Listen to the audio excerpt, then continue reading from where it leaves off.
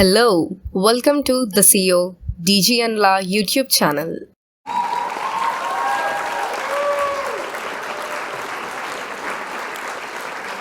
So this is the Greek and Latin roots, and this video is highly useful for CAT, XAT, IIFT, IRMA, CET, MAT, UPM and all types of competitive and academic exams. In this video, we'll be looking into some more Latin roots, like here we have cogn and psi. So the Latin roots cogn, cogn, and sci, psi actually mean know or able to understand. So the meaning of these roots is know or able to understand. So some of the words related to these words are, first one we have here is recognize. So recognize means to understand. It means to acknowledge the existence or consider certain thing or having a certain quality. That is the meaning of the word recognize, which simply means to understand. And we have the root cogn, cogn, which actually means know or able to understand. So recognize is in a more precise manner to review or to examine again or to acknowledge or to match someone or something, which one currently to a memory of some previous encountered thing.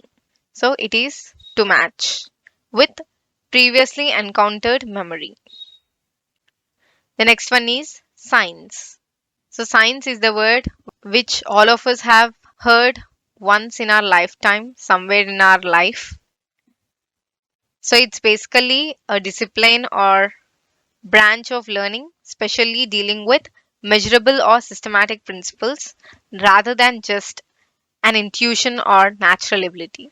So it's a factual knowledge. So the knowledge which is owned by the facts. That is factual knowledge, and that specifically means science, which is natural sciences. And the root we have here is psi, SCI, psi. The next one is unconscionable, which is morally unacceptable. So it is something that lacks principles or conscience. So it could also be unscrupulous, unreasonable, unacceptable. So all these synonyms can be used.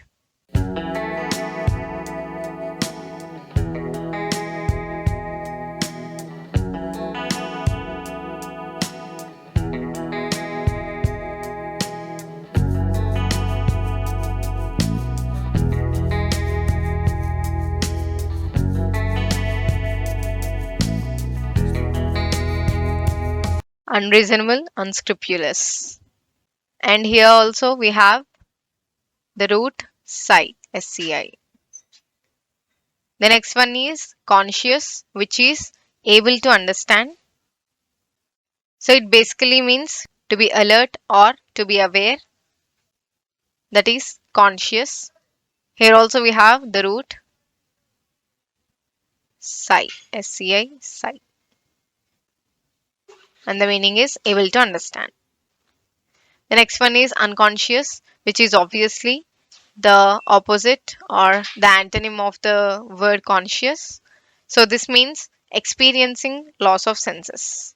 So it is the state in which we couldn't feel our senses, and it could be like unaware or unawake state. It could also be termed as unconscious mind. So it's basically experiencing the loss of senses. And the root again we have here is psi, SCI, psi. So these are some of the examples for the root cogn and psi, which basically means know or able to understand. Let us look into some more roots.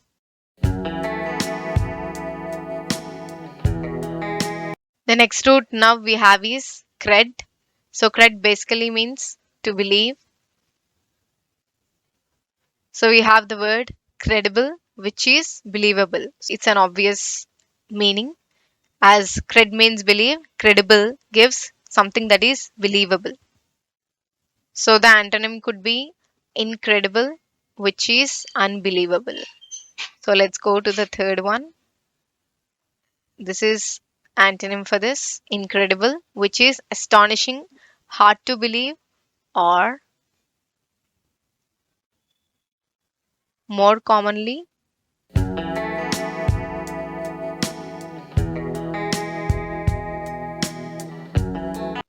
unbelievable. So credible is believable and incredible is antonym of it unbelievable. Incredulous, which is skeptical. So skeptical means something that is unable to believe, disbelieving. So this is something in a negative manner, whereas incredible is something in a positive manner. So incredulous is something that is disbelieving, and also skeptical means doubt or questioning, having doubts or questioning. And along with this, incredulous means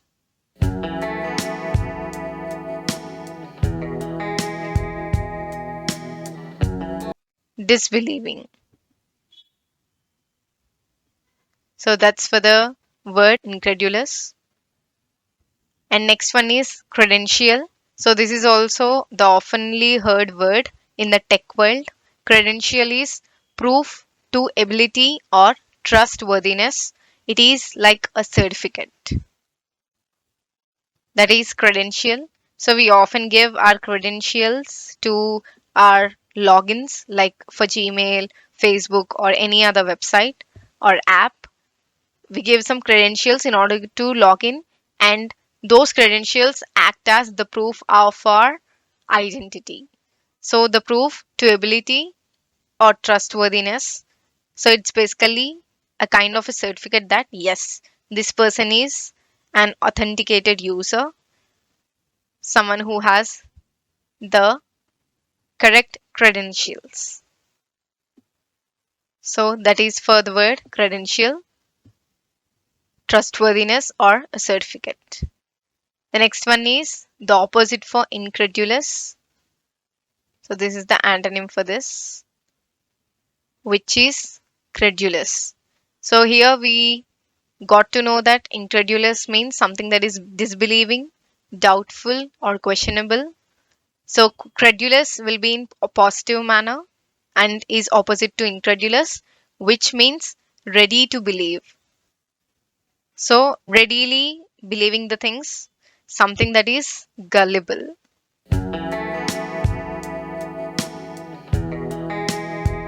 So gullible is one more synonym for credulous. That's for the word credulous, which is ready to believe. And in all of these words, we have the root cred here in the starting, credible. In credible, we have cred in the starting. In incredulous, in the mid part of that. In incredible, in the mid part. In credential, again in the prefix starting. And incredulous, again in the prefix. This is how we can use the root cred, which basically means to believe, and accordingly, we built some antonyms for the word believe, which has also the root cred. So these are some of the good examples for the root cred. Now let's move on to the next root. The next root we now have is doc. So doc basically means to teach, but in slang we usually use word doc to refer to a doctor, but in actual the doc, which is a Latin root, actually means to teach. So these are some of the words. The first one is indoctrinate. It basically means instruct one in basics. So to teach with a biased or one sided or uncritical ideology, and it also sometimes means to brainwash. In such contexts, we use the word indoctrinate. It also, in obsolete terms, it means to teach or simply to instruct. So, instruct one, which means instruct someone with the basics or in basics. That is for the word indoctrinate. So, the root here we have is doc here. The next one is doctrine. Doctrine is a belief or tenet, so especially about philosophical or theological matters. In simple terms, it is a rule or principle. That is doctrine. It can be termed as the body of teachings of an ideology. We call it as doctrine. And again, we have the root doc in the starting of the word itself in doctrine. The next one is the basic word doctor. So, someone who is medically qualified. In simple terms, a physician or a member of the medical profession, one who is trained and licensed to heal the sickness or injury. So, one who does MBBS in UK or in India, the qualification is required in order to be awarded with a doctor degree. So, someone who does it can be termed as a doctor. Again, we have the root doc. The next one is doctrinate. So, doctrinaire is someone who is determined to use a theory. So, it can be said as a stubborn person who holds to a philosophy or opinion regardless of its feasibility. So, stubbornly holding onto an idea without concerning for practicalities or realities is called doctrinaire. Such type of persons we call them as doctrinaire. So, again, we have the root doc in the starting of the word itself. So that's for the meaning of doctrinaire. So these are some of the examples for the root doc. Let's move on to the next one. And now we have the root ego. It's a very common root and it's a Latin root in specific, which basically means I. It's always I. Ego means I. So the most common terms with the root ego are egoist, one who is excessively high opinion of oneself. So egoist can be termed as an advocate of egoism. So a self-centered person who talks excessively about themselves. That kind of a person we can call them as egoist. So a self-obsessed, self-centered person is called egoist. And we have the root ego. The next one is egocentric. So, one who is excessively fixated upon his own needs, desires, etc. It is also synonym and more commonly related to the word egoist. So, someone who is selfish, self centered, egoistical, and one who always thinks of his own needs, his own desires is called an egocentric. So, it can also mean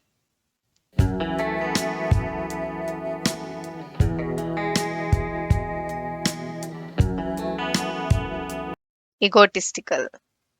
So again, we have the root ego here. So that's for the word egocentric. The next one we have is egomaniac. So again, egomaniac is also related to the above terms. So morbidly, excessively wrapped up in oneself. A person who is obsessed with their own importance. So it's only about I, me, and myself. That is egomaniac. So that's for the meaning of egomaniac. And again, we have the root ego here. So basically, we can use these words interchangeably. when we are terming someone as selfish, who is self centered, and who always thinks about only themselves. So, to refer to such kind of persons, we use the root word ego, adding with some add ons as suffixes. So, now we have the root dom or som. So, DORM or SOMN, which refer to only to sleep. So, we have some of the terms here like dormant. So, dormant basically means being inactive, sleeping, asleep, suspended. So, all these synonyms can be used for dormant, which is basically being asleep,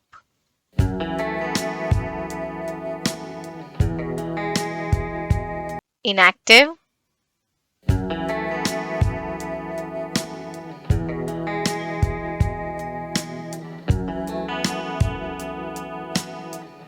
suspended, sleeping. So, all these synonyms can be used for the word dormant. Dormant, here we have the root DORM, dom. The next one we have is insomnia. This is also the word related to the root somn, SOMN. And basically, it can be said as a kind of disease which is inability to sleep. So, someone who is unable to sleep is suffering from insomnia. So, it's a sleeping disorder that is known for its symptoms of unrest and the inability to sleep. That is for the word insomnia. And the next one is somnambulist. So, someone who walks in the sleep. So, someone who walks in the sleep is called a somnambulist. So, in one word, we can term them as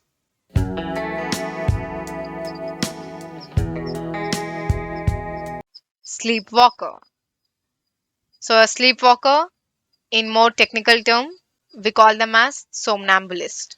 And here we have the root som, SOMN. The next one is somnambulism, which means sleepwalking. This is also the same with the above. Sleepwalking is called somnambulism. So, one who is a somnambulist is suffering from somnambulism. In such kind of way, we can use somnambulism word. And again, we have the root somn, SOMN.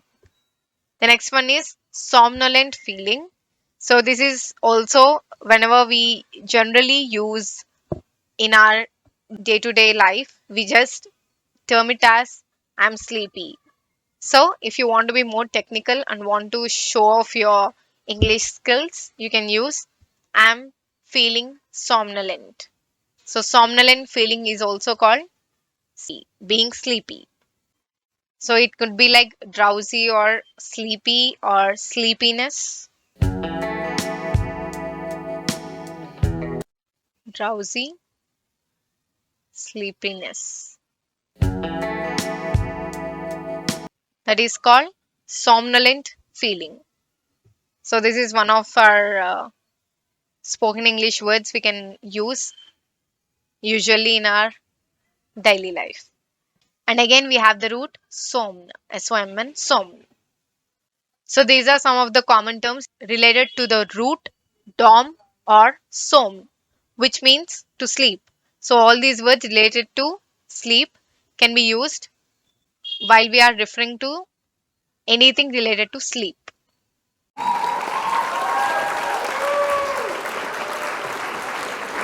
Dhanyavad. Thank you. If you like this video, do like, subscribe and share. See you in the next one. Bye bye.